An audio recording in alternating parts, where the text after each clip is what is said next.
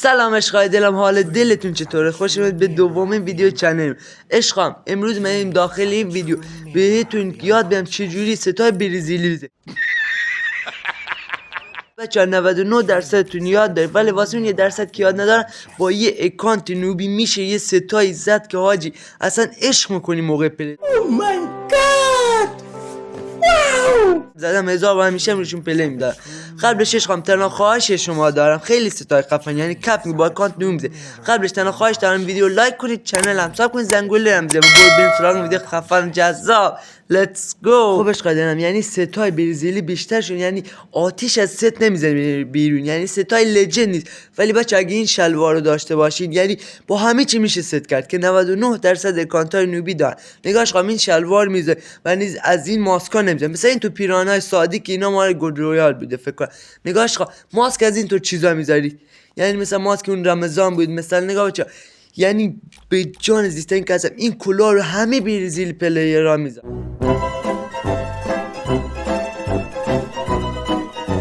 وایس این حالا یه ست برزیلی شد.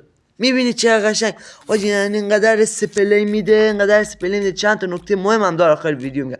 حتما این دمپایی ها رو باید بدن. حالا برو بریم سراغ یه ست دیگه. خوبش قدم اینم یه ست دیگه. نگاه یعنی این کد سفیده من هزاران تکانت دیدم داره، یعنی کل کانتا داره. یعنی حالا باز عشق کنید این ستا رو. اینم یه ست دیگه حاجی. نگاه این ست مال حدود 2 سال فکر کنم بشه قدیم، یعنی اینا که من مطمئنم دارم میگم چون خودم چند تا کانت عوض میکنم، همه کانتا داره.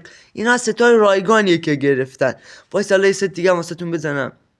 نگاه اینطور ستاره که عشقام یعنی خودتون میفهمین کل کانتا داره. برزیل پلیرها 99% از اینطور ستا استفاده،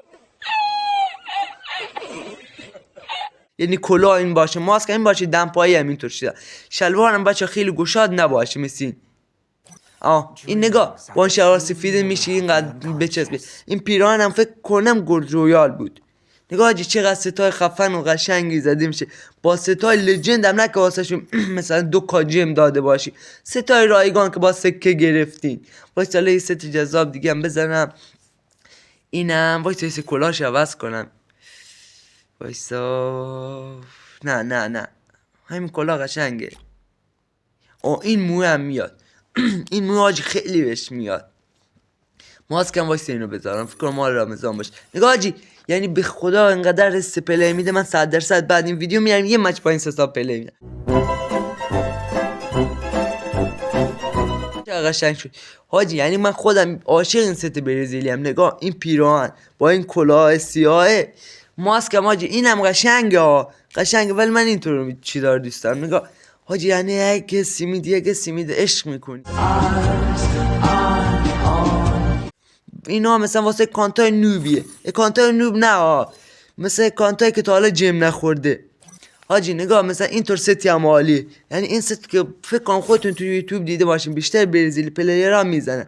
نگاه این تور ستا دوستان عزیز مالک مثلا کسایی که تا حالا جیم نزدن ولی این تور ستا دارن بلد استفادهشون نیستن، مثلا میرن کوتاه بزرگ میزنن، مسخره دیگه خودتون میدونید. نگاه کنید وایستین اینم حاجی، اینو که دیگه همه میشناسید، بیشتر برزیل پلیرها حداقل یه بار زدن.